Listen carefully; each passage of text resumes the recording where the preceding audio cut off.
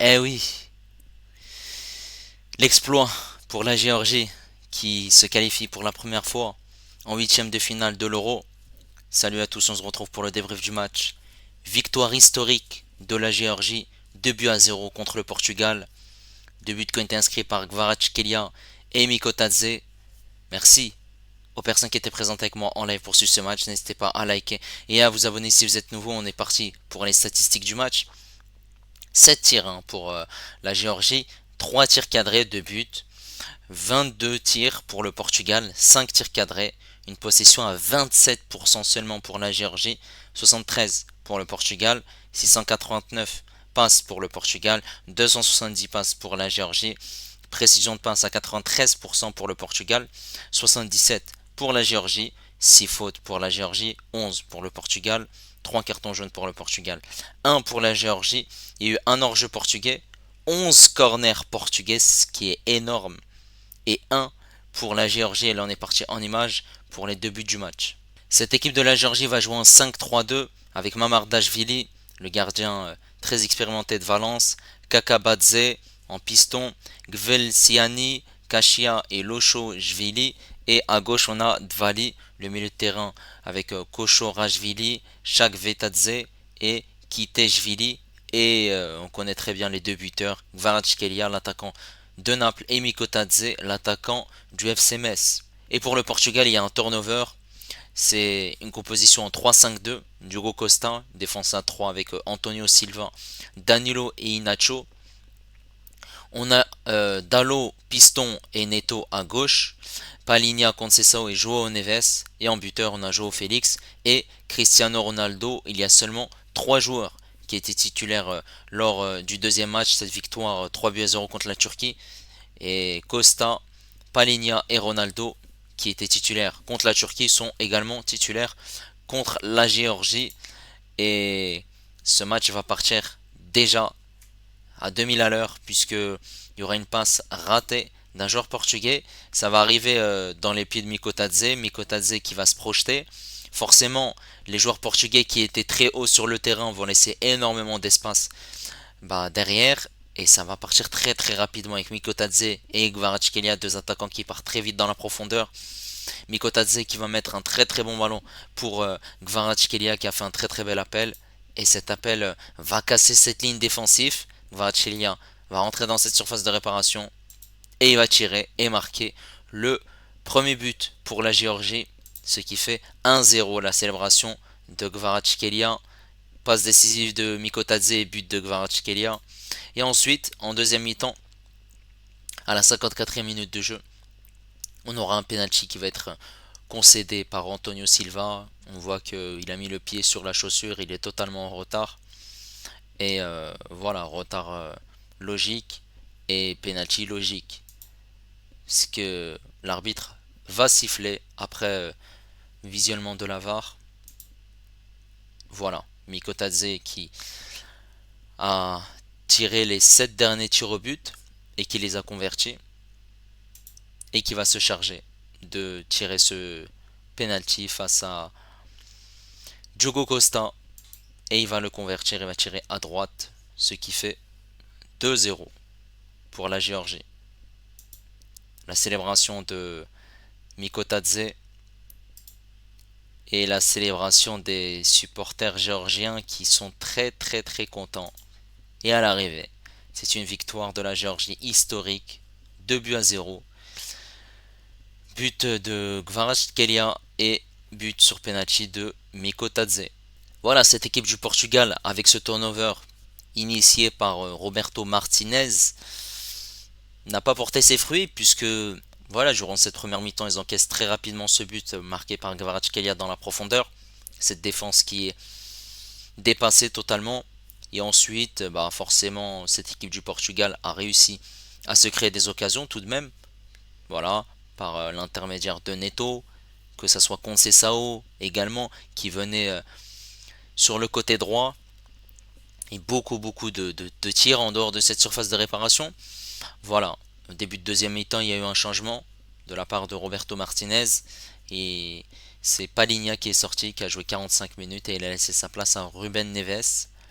Ruben Neves, voilà, qui a pris place et qui a joué du coup cette deuxième mi-temps. Et forcément, bah, les Portugais devaient revenir au score pour, euh, pour pouvoir gagner ce match, malgré qu'ils ont cette place qui est d'ores et déjà assurée avant ce match avec leurs deux victoires contre la Serbie et contre la Turquie. Et malheureusement, ils ont buté face à une défense qui était bien organisée, une défense à 5, cette défense de la Géorgie. Un gardien qui a été un mur, c'était le béton armé, c'était une ferraille, c'est la muraille de Chine.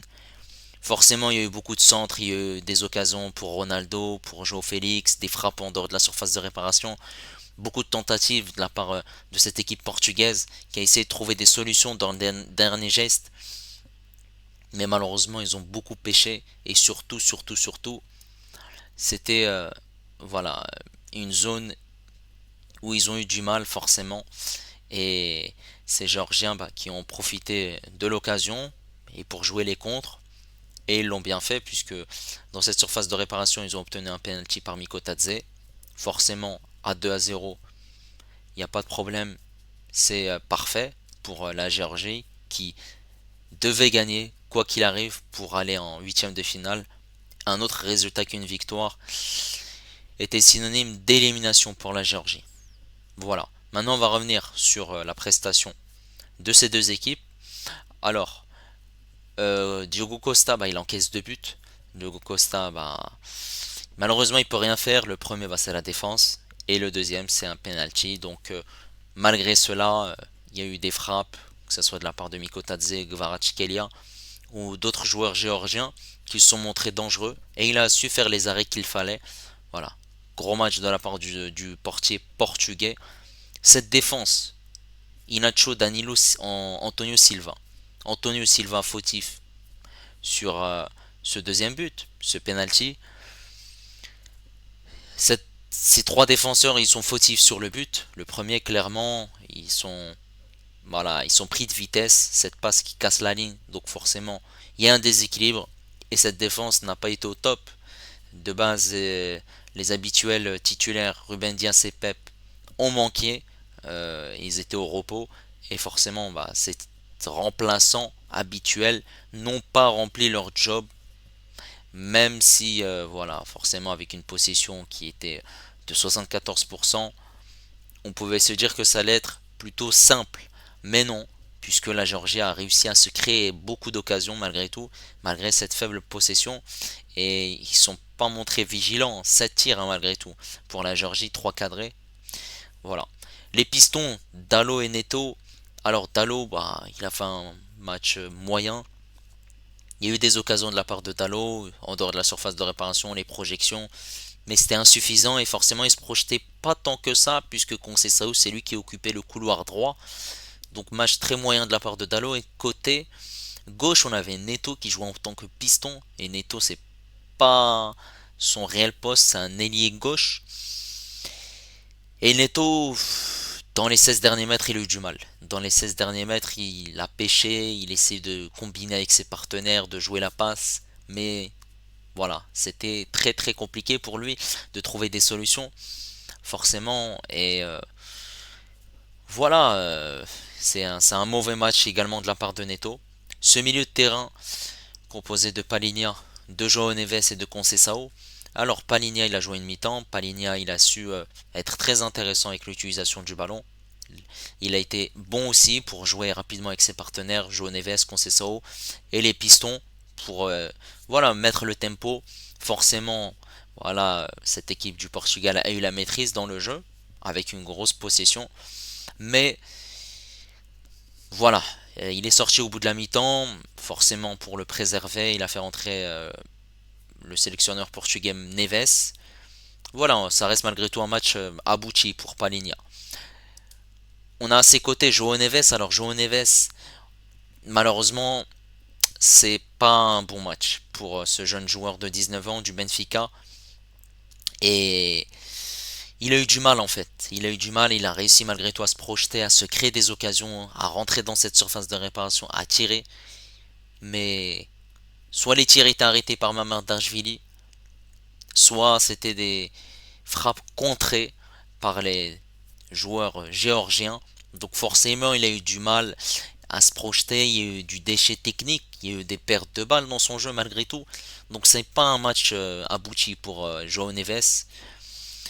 Et Conceição, qui a fait une très très belle entrée, qui a marqué ce but contre la Serbie, bah Conceição, malheureusement, c'était compliqué, très compliqué, puisque sur ce côté droit, voilà, il jouait dans la position de milieu de terrain, sur le schéma tactique, mais dans le jeu, il était côté droit et il se projetait énormément. Il y avait beaucoup de courses orientées vers l'avant et il partait vite. Donc forcément, il y a eu beaucoup de centres, beaucoup de percussions de la part de Conceição. Il était vite, voilà, efficace. Ce joueur de 21 ans qui est rentré et qui est rentré dans cette surface de réparation, mais dans le dernier geste, il tergiversait, il savait pas prendre les bonnes décisions. Et forcément, bah, il y avait du déchet dans son jeu. Il dépensait beaucoup d'énergie avec ses courses à haute intensité. Et forcément, comme cette équipe du Portugal était très haute et il y a eu du déchet dans son jeu, et bah, la Géorgie avait beaucoup d'espace pour attaquer dans le dos de cette équipe portugaise. Et c'est ce qu'elle a fait très très bien. Et ils ont eu des opportunités. Voilà. Et les deux buteurs, João Félix et Cristiano Ronaldo, bah Ronaldo il a pas marqué et il a d'ailleurs pas marqué dans cette phase de poule, c'est une première dans une compétition et malheureusement bah il a beaucoup pesté, il était agacé, il a pris d'ailleurs un carton jaune. Voilà, malheureusement il a pas eu d'occasions concrètes, il y a eu voilà ses déplacements, il y a eu deux trois petites occasions pour lui mais c'est très décevant aujourd'hui.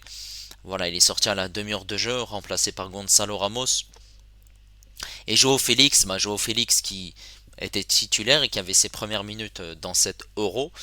Et Joao Félix, il a fait des choses intéressantes, des actions intéressantes. Il y a eu des doubles contacts, il y a eu des percussions, il y a eu des dribbles, il y a eu beaucoup de projections vers l'avant. On a eu un Joao Félix aussi qui a été très intéressant aussi. Euh, En dehors de la surface de réparation, il tirait, il essayait de mettre en danger ce gardien. Il a réussi malgré tout à poser des difficultés, des frappes en dehors de la surface de réparation. Et il y a eu ces arrêts du gardien géorgien. Mais voilà, malgré tout, il n'a pas réussi à trouver la faille pour pouvoir marquer ce but. Ça reste malgré tout un match satisfaisant pour Joao Félix. D'ailleurs, il y a eu très peu de satisfaction dans cette équipe portugaise et les joueurs titulaires manquaient clairement dans cette équipe, que ce soit Vitinha à la ressortie du ballon, Bruno Fernandes, la défense, les pistons, que ce soit Mendes, Cancelo, Ruben Dias et Pep, Bernardo Silva également qui n'était pas là. Et cette équipe de la Géorgie, elle a été fabuleuse. Le gardien a été magistral, il a fait un match incroyable puisqu'il a concédé énormément de tirs et il a fait beaucoup d'arrêts quand même, 22 tirs hein, pour le Portugal et il en a fait au moins une dizaine d'arrêts.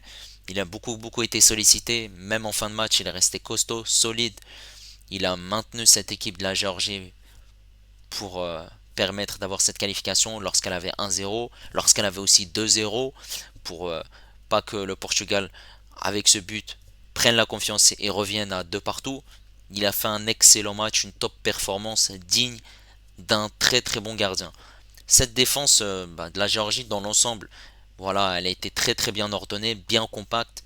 Voilà, dans les duels, dans l'agressivité, il y avait un pressing qui était bien ordonné de la part du sélectionneur français Willy Sagnol qui a mis un schéma tactique en place pour déstabiliser cette équipe portugaise et ses défenseurs l'ont très bien fait.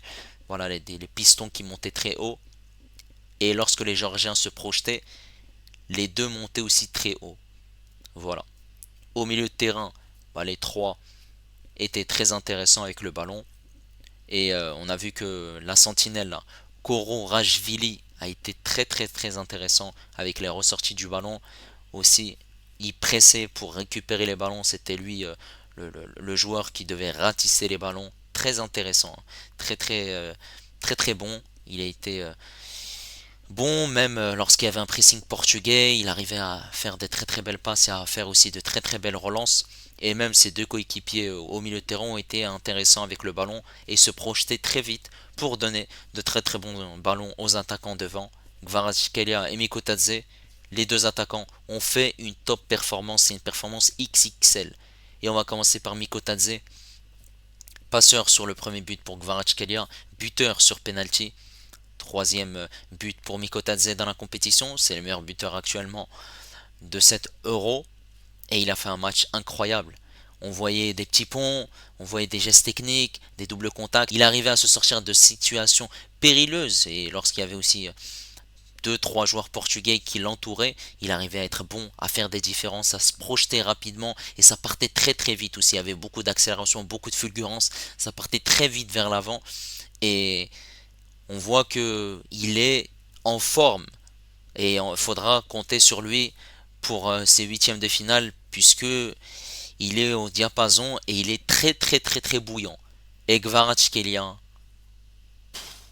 il a fait une performance magistrale.